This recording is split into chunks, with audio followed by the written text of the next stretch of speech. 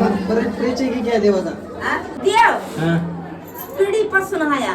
म्हणजे किती पिढी झाली असती? किती पिढ्या झाल्या की जसा खंडोबा आलाय तसा.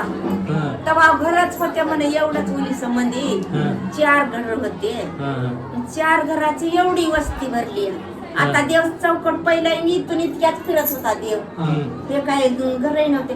इथं होतं मंदिर आणि तिथं एकटे मंदिर. पडा पाया मला दर्शनाला ठेवा. अजून काही जानकारी भेटत? हं? अजून काही माहिती देवाबद्दल? देवाबद्दल काय बापू चंदन पुन्हा जेरीहून देव आलेला आहे खंडोबा. हा दक्षिणा तू बाळा लय मुली शिवा मराठीचा रिपोर्ट घ्या आशीर्वाद. तुम्हाला काय सांगावं आता देवाचं? उगा मत्तारा होऊन देव आणता मला इथं.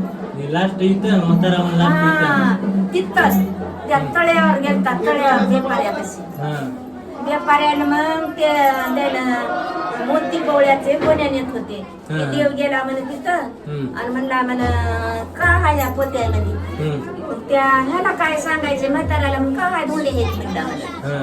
धोंडे आहेत म्हणले की गेला देव पडून. इकडं आहेत ते हे आता खेळ आहे तिकडं नागपडा. मग तिथं जाऊन देव बसला. मग त्याच्या उचलाले गोण्यात धोंडेच झाले.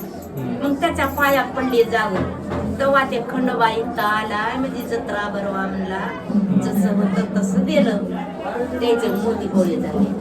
मग ते नागोजी नायकाचा ते शिर देत होता पहिलं. हा त्याच्या मुरी इतकं नरडं टाकून तिथं ठेवायचं. आरती पालखी मंदी ते बाहेर पुतळा आहे का? पुतळ्या ठेवून मग देव फिरून येत होता. तवर थंड राहत होतं तिथं. मग तिकून फिरून आला भंडार टाकला की चटकून त्याला जाऊन जुटायचं. असं आहे बापू पिढीपासून. त्या पिढीचं काय सांगा आमचे माणसं वडलं सांगत होते. पहिल्याच्या पिढीपासून आहे म्हणजे पहिल्याच्या पिढीपासून आहे.